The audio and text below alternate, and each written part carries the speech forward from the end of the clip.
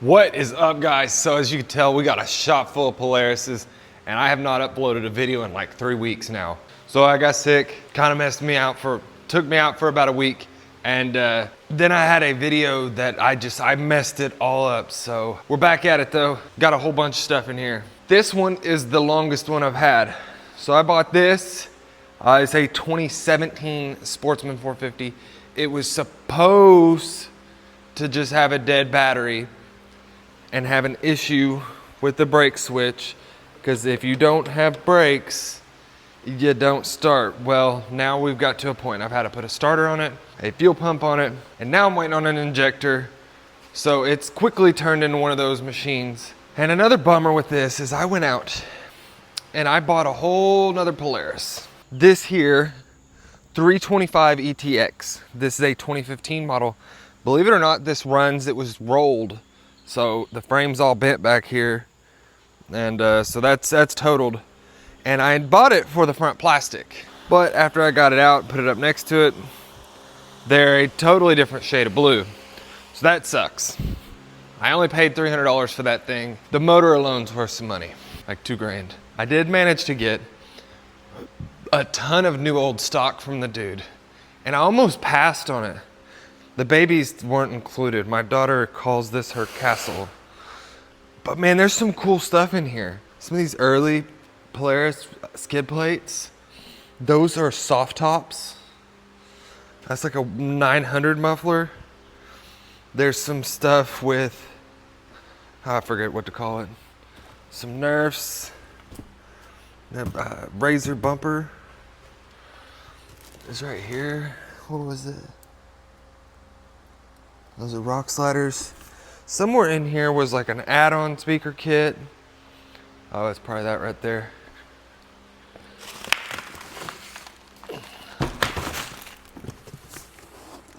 Oh, those are Pro Armor door attachments. I don't know where it is. There's a really cool like add-on speaker kit down there, that big box. That's a high lifter, Razor lift, high lifter, Sportsman lift, which we may end up utilizing. And then there's a handful of things that I managed to like keep. I got some uni filters.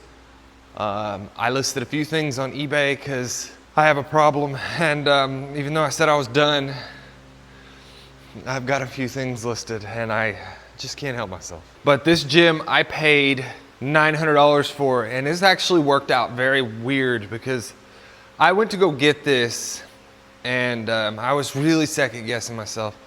But I found another quad, and it was about 2 hours away from where this was, because this was about a 4-hour drive, or 3.5, to go get it.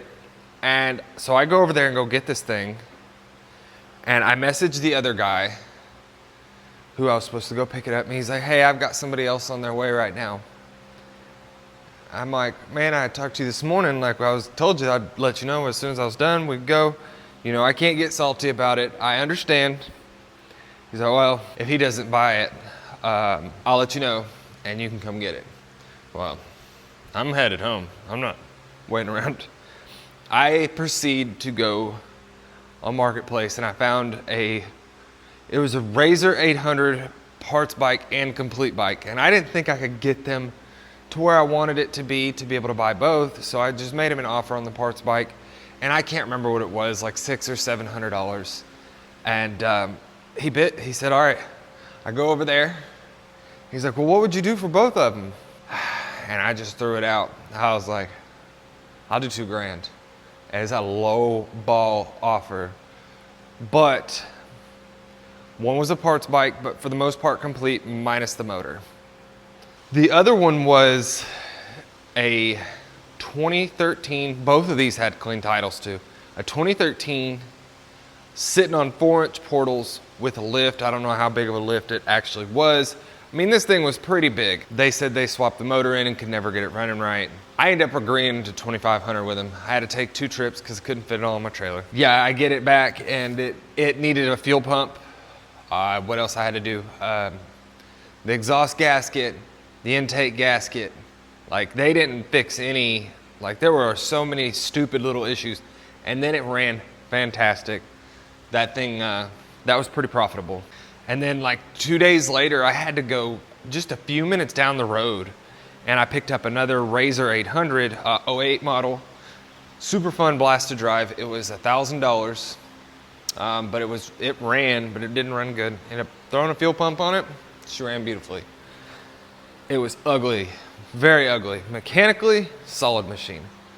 Cosmetically, super ugly. There's probably some other machines in there that over the last month that I've bought that I completely forgot about. But now we got this other one here.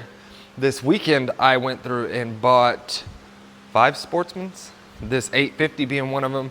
This runs, I paid $1,000 for it. He said it needed the TPS sensor, which if you've ever done a TPS sensor, they have to be programmed. So I had to buy the tool to program it. He said it came with the TPS sensor, gave me the sensor, and well, evidently they had 2 different ones. He said this was an OEM sensor, but I don't believe that for a minute. This right here is too big to fit in there. So, had to buy a TPS sensor, and that once that comes in, we can get this thing wrapped up. I bought these other Sportsmans that you see in here. This beauty right here. This one is actually locked up, sorta. It's got a bent valve. You turn it over, but you get to a certain spot, and you can tell you're hitting something, and like you can force it to turn over. I'm honestly not sure what I want to do with that one yet. This is a 1st gen, and this runs on carb cleaner. And then this one over here, this one is supposed to be a running machine. I was charging the battery on it yesterday to mess with it. And then there's one more that's like in a million pieces. Oh, and the motor's been pulled. Not really sure what I want to do with that or that one over there yet. But I ended up getting all the plastics and such. We just chunked them all out. Almost forgot about this one. I picked this up over the weekend too. It's a 2010 Ranger 800 6x6. Pretty cool unit. They got a toolbox on them. I think that's a used belt. No, it says they're new belt. He said they were new, but I think they're used. But this one, it's got some issues. It runs. I picked this up for $1,000. Somehow managed to be the first one to see it, and I sent the dude like 4 messages back to back just to get this one. It's not bad, but needs like a U-joint. I think the front diff, the battery's dead on it. Does run and drive, and it needs the oil pressure relief valve. And I think this one will clean up pretty good and be worth a little bit, like $5 grand or so. So today, what I think we're gonna get done is this one here. This supposedly has a bad transmission. We'll see. Hopefully it's got bad clutches, because I got lots of clutches and we could have this done and up for sale. I paid $800 for all 4 of the Sportsmans, the green ones. And that one over there, I don't remember what he was telling me was actually wrong with this. He said he heard it run. I bought them from a friend of mine who he buys a lot of stuff. It's got a new battery on it. But when you turn it on, for some reason, we're not getting power to the gauge. And I put that one on there. I know for a fact that that one still wasn't getting power. And it's like the battery's dead. I don't know. We'll figure that out. This one, and then I believe parts are supposed to be coming in for the Ranger 800 today. I know he said it needed a mass airflow sensor, or what do they call that? Something else, but from what I looked at it looks like it needs the little pigtail for the, dang, what's it called? Map sensor, I don't know. The sensor that's on the intake boot. So, got the sensor coming in for that today, and we'll see if we can get that thing going, running right. Go from there. So, we'll get this carb off of here, and I'll run it on the bottle and see how it runs, see if we can even try to ride it, see what they're talking about, because like a lot of times these old Polarises, it's these shifter over here that lock up, and this thing shifts just fine. I know some of the 1st gen Polarises did have transmission problems, but I don't know, maybe we'll get lucky and this doesn't have transmission problems. If the motor is good, I don't know that we'll swap it. I have the transmission, but I don't think I want to do all that work. We'll just take this motor out and find a Ranger to put it in, because it's worth more that way. These Sportsmans, not really. I mean, for a $1,200, $1,300 quad, to spend the amount of time it takes to swap that tranny out, that's a lot of work.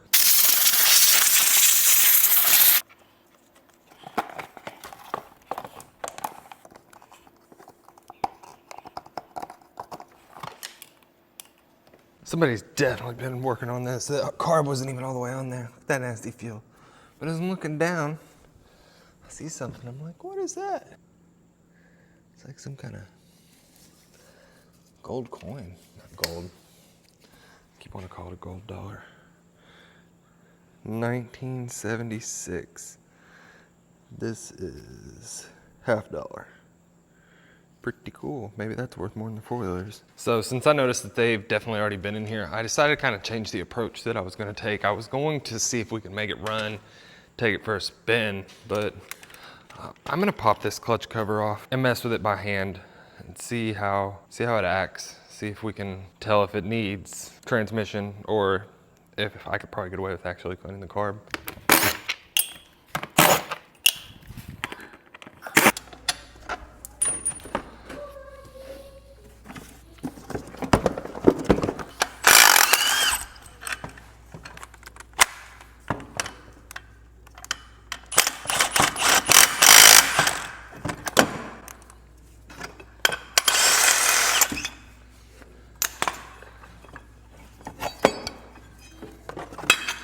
All right, so what we're gonna do is put it in high gear.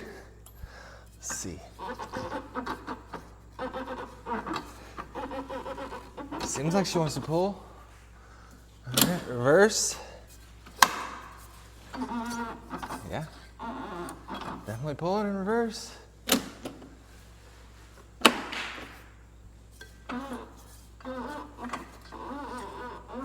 Low gear seems to be working. The belt seemed a little worn and very loose. Where's that spot at? Right there, got stuck in a spot. And the clutch,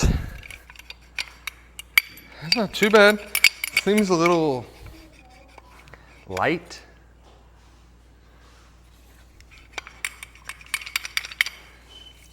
A bit of rust on there.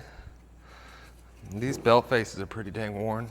So it looks like we're gonna proceed to cleaning this carburetor, throw it on there, then we can throw the clutches on there and see if they're acting up, especially because all of that testing, I can't test if that secondary's got an issue.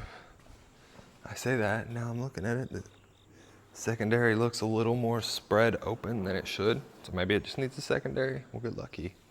And then I can throw this thing back together, buy a battery for it, and get it out the door for, I don't know, $1,200. I mean, it is an old Polaris. Well, a little bit of a bummer on this one. That is jacked up right there.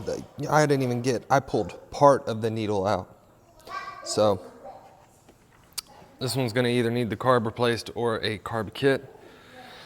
Unfortunately, the carbs that I have are either missing the needle and seat, because I've already used them, or they're the bigger ones and we don't want to go with that because like the carb off of that, the diameter is so much bigger because it's the HO carb. And I don't want to spend a bunch of time trying to get that thing jetted in right anyways, because that one's going to have the HO cam, the HO carb, HO jetting, and this definitely does not have an HO cam in it. All right, I'm done jacking with that one for the day. Battery's charged on this one here. And so one of the problems I got is this. Oh, the key was on. The gauge isn't coming on. I know for a fact that the gauge, well, I put this gauge on here that I know 100% works. And that's all we're getting out of the solenoid. So let's see about this. And those are looking a little corroded. Even when I jump it, we're not getting anything, no spark, no nothing. So I'm kind of wondering if it's just such a bad connection. You can kind of see, it looks janky, real janky. That's probably part of the problem. So I'm gonna see if I got one of these solenoids. Turns out I don't have another one of these. So we're going to zip this one off and see if maybe we can clean it. Clean these connections and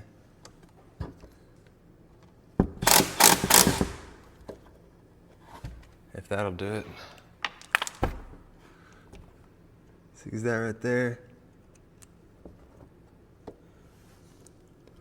We should be turning the starter right away, so I don't think it has anything to do with that. Maybe the starter issue. All right, so with the battery that was on here, Only thing I was getting for sure was power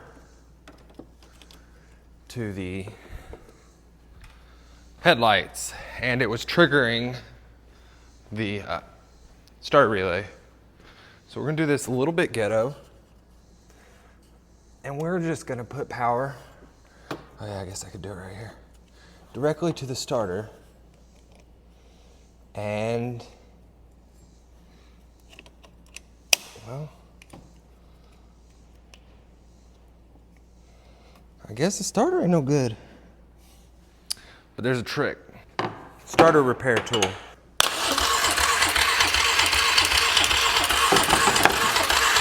That's special. Y'all, those who don't know, you have to know just the right amount to smack it. And the right amount is as much as you can. So, let's see. I'm going to put all of this back together over here and see if we hit it with action juice, if she'll just bust off. I do probably have a starter for this somewhere. In the past, I've seen these starters do that, take a nice love tap, and then work flawlessly for months without ever seeing another issue. So it could be good just fine too.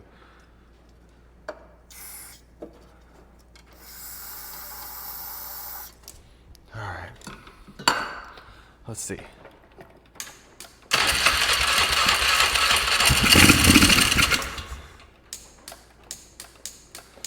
But it does not seem like that's gonna be the case on this one. Starter smacking tool.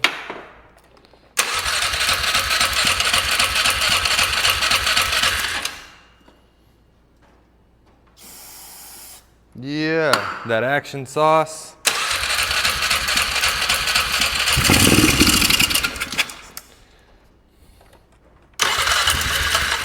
She sounds healthy though. So that's a plus.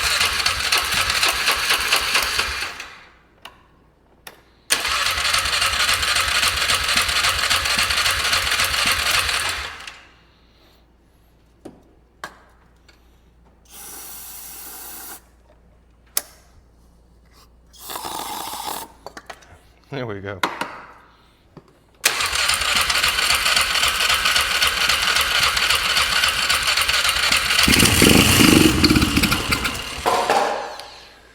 Well, it's probably about as much as we're gonna do with that, because it also technically won't run right without the airbox on it, wherever the airbox is.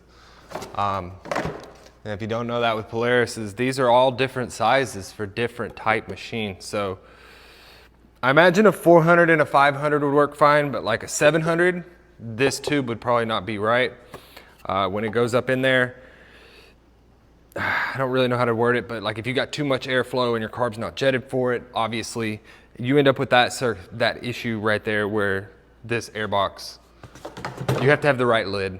You have to, and it does have to have this, otherwise it'll run like shit. And I've experienced that with some of the other ones. I'm wondering about this gauge though. If the gauge alone would be a problem because the switch is bad. With the headlights on, we're able to get the headlights, what headlights are on there, but nothing else.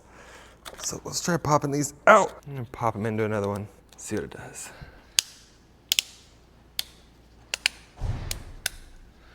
Not sure what else would have caused the gauge not to work on this. It's kind of weird.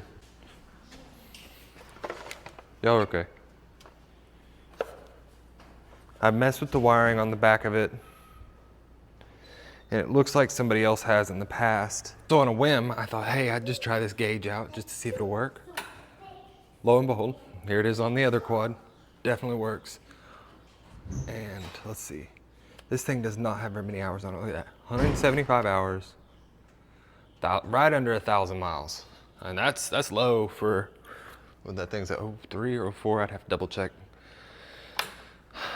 I don't know what would cause it to not get power up there though. So we're gonna start looking into that. So I did a little bit of Google research, and turns out that it is common for the ground wire to break at some point. So what I'm thinking, we'll make a test unit, and I spliced into the ground right by the harness connector. And We got nothing. I think I might have one more of these switches, so we can double check that.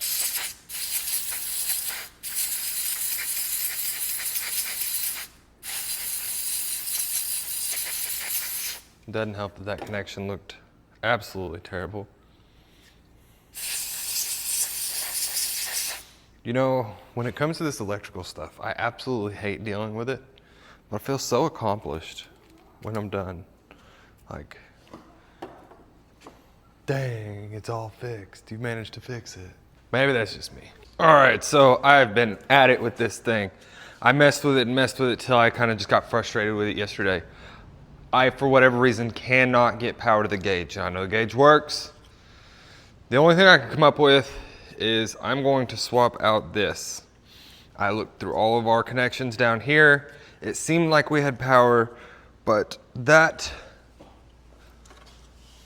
this old one looks a little more worn out. So I'm gonna swap it out and hopefully this does it. And if not, then I'm just gonna say screw it, because I'm not putting a $300 harness on this thing when it will run like it is without the gauge. You just get no four-wheel drive and no speedometer. I don't know. Sometimes you just gotta walk away from them. But we're kind of wrapping up this video. This shop vlog 17 or whatever, 18, 19, I don't know. But we're wrapping up this video. I'm gonna order some butt splices for that because I don't have any. Should have the parts coming in for this week. Should have the tool I need coming in for this week. Turns out I actually had a TPS sensor.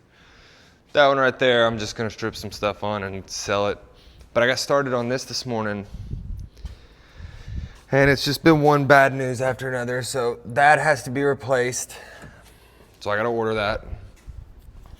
I cannot get the oil pressure relief valve out, and the only other way to do it, basically it'll pop off, like all of that. You have to pull the oil pump. I'll have to pull all of this and pop that little thing out of that hole. It's not exactly an easy task, so we're gonna order some parts. Gotta wait for everything to come in. That's kind of the hard part with flipping some of this stuff. It's like a lot of hurry up and wait. Hurry up and get to this point and stop. Hurry up and get to this point and stop. That's like that 450. This, I'm hoping it is actually the injector. It has this weird thing. Yeah, it's not plugged in. When I kick it on,